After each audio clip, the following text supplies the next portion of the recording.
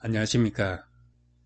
그때에는 이스라엘의 왕이 없었으므로 사람마다 자기 소견에 옳은 대로 행하였더라. 사사기 21장 25절의 이 짧은 한 문장은 이스라엘의 왕이 없던 사사시대의 혼란을 묘사하는 말임과 동시에 하나님의 통치 없이 자기 소견에 따라 살아가는 인류의 모습을 보여주는 말이기도 합니다. 사사시대의 상황을 살펴보면서 왜 우리에게 참왕이 필요한지를 생각해 보려 합니다. 사사시대는 여호수아가 죽은 후부터 이스라엘 왕정 제도가 시작되기까지 약 300년에 걸친 시기를 말합니다. 이 시기는 정치적으로는 중앙집권적 통치체제가 없는 일종의 부족연합 사회였습니다. 이스라엘 각 지파는 독립적으로 살다가 외적의 위협을 받으면 임시 지도자 사사가 세워졌습니다.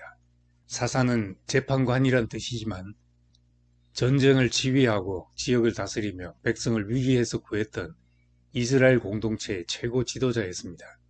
그러나 진정한 문제는 정치체제만 없는 것이 아니라 영적으로도 혼란한 상황이었다는 것입니다. 이스라엘은 하나님의 언약 백성이었습니다. 그럼에도 이스라엘은 하나님의 말씀과 언약을 다루지 않고 오히려 이방 민족의 풍습과 우상 숭배에 빠져들었습니다. 오늘날에는 자기 소견에 옳은 대로 행하는 것이 개인의 자유와 의사 존중으로 여겨지지만 사사기에서 이 표현은 하나님을 버리고 자기의 정욕과 탐심을 따라 사는 것이라고 규정합니다. 사사시대의 역사는 죄의 징벌, 회개, 구원의 악순환이 반복되는 역사입니다. 이스라엘이 하나님을 떠나 죄를 지으면 주변 민족에게 침략당하여 고통받습니다. 그제야 하나님께 부르짖고 회개하면 하나님은 사사를 세워 그들을 구원해 주셨습니다. 하지만 그 사사가 죽으면 이스라엘은 언제 그랬나는 듯 다시 죄악의 길로 돌아가는 일을 되풀이했습니다. 사사기에는 12명의 사사가 소개되고 있습니다. 어떤 사사는 기념비적 업적을 남기지만 또 어떤 사사는 왜 이름이 언급되었는지 알 수 없는 존재감 없는 사사들도 있습니다. 4장 5장에 나오는 드보라는 유일한 여자 사사로서 당시 가부장적 사회에서 영적 군사적 리더십을 발휘했다는 점에서 기억될 만한 인물입니다. 6장 8장에서 기드온은 단 300명의 용사를 데리고 횃불과 항아리와 나팔로 미디안 대군을 물리친 전쟁은 다윗이 물맷돌로 골리앗을 이긴 사건과 함께 이스라엘 전쟁 역사의 기념비적 사건이었습니다. 그러나 기드온은 금 에봇을 만들어서 우상 숭배의 불을 다시 지폈습니다. 13장 16장에 가장 길게 언급된 삼손은 초인적인 힘으로 블레셋과 싸웠지만 들릴라의 유혹에 넘어가 결국 비극적인 최후를 맞이했습니다. 그는 하나님께 서원하고 드려진 나시린이었음에도 욕망에 무너질 수 있는 사람의 연약함을 여실히 드러냈습니다. 성경은 하나님이 쓰시는 사람이라 할지라도 일방적으로 미워하지 않습니다. 이들 사사는 기념비적 업적을 세웠지만 인간적 한계와 잘못에서 자유롭지 않았습니다. 시대마다 인간 영웅이 필요하지만 그들이 영원한 해답이 될 수 없다는 것을 보여줍니다. 한편 이름만 언급되거나 존재감이 거의 없는 사사들도 있습니다. 돌라, 야일, 입산 등 6명의 사사는 흔히 소사사라고 불립니다. 이 사사들이 왜 기록되어 있는지 이유를 찾기 힘듭니다. 그러나 이들은 화려한 업적이나 극적인 사건을 남기지 않았지만 그들이 다스리는 기간에는 이스라엘 사회가 안정을 누렸다는 것입니다. 여기서 우리는 중요한 교훈을 얻습니다. 하나님 나라는 오직 영웅적 업적만으로 세워지는 것이 아니라 보이지 않게 섬긴 수많은 사람들 위에 서 있습니다.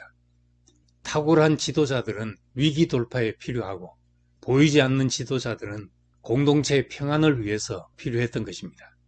성경은 누가 크냐를 묻지 않습니다. 다 각각의 자리에서 하나님의 뜻을 이룬 존귀한 도구였습니다. 사사기의 결론은 왕이 필요하다는 것입니다. 왕이 없으므로 사람이 각기 소견에 옳은 대로 행하였다. 이 말을 반복하는 것은 사사시대의 혼란이 단순히 정치적 지도자가 없어서가 아니라 영적인 왕이 없었기 때문임을 말하려는 것입니다. 이스라엘은 많은 혼란을 겪으며 비로소 진정한 왕, 곧 혼란과 제약으로부터 자신들을 구원하고 올바른 길로 인도할 참된 통치자를 갈망하게 되었습니다. 사사기의 피폐한 역사 후에 하나님은 룻기의 은혜의 족보를 통해 다윗 왕가를 준비하시는 놀라운 구속사를 펼칩니다.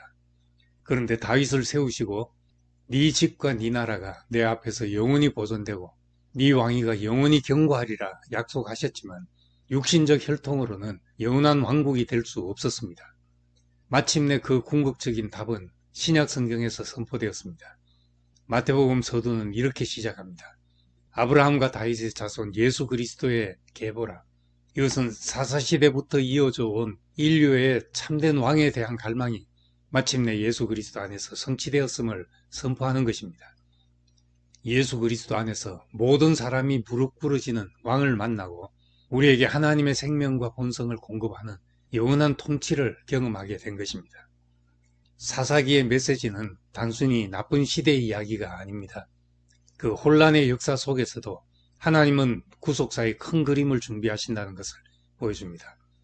인간 지도자는 한계를 가질 수밖에 없지만 하나님은 역사 속에서 구원자를 준비하시며 결국 예수 그리스도를 통해 어린 양이 왕노릇하는 영원한 통치를 이루십니다. 우리 역시 오늘날 수많은 자기 소견들이 충돌하고 혼란이 가중되는 시대에 살고 있습니다. 이러한 때 사사기의 말씀은 우리에게 묻습니다.